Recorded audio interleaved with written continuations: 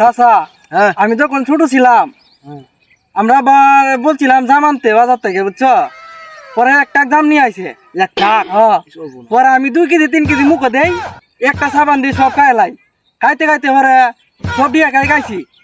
আর এখন 250 গ্রাম জাম খাইতারি না, মানে শুনতে বয়স গেছে গা আমার এখন।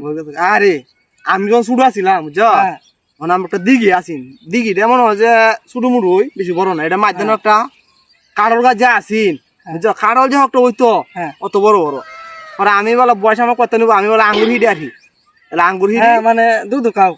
পরে গিয়া দিঘিত নামছি, গুছো করার লাগিয়ে নামে ডুবাইতাছি, পরে যখন ডুবতে যাই মাথা আমাদের একটা ডুস যে লাগছে, পরে আমি কিরে এটা কি তার ডুস লাগছে, আতাই দিই তো কারল একটা সামা বড়।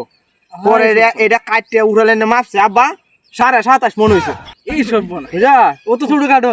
পরে এটা 1.5 লাখ টাকা বেচছে, 1.5 লাখ টাকা বেচলে পরে এটা নিচে কয় টাকা কই জানে এটা 60 টাকা লাগছে, এটা খালি নিতেই। এইসব বলে আর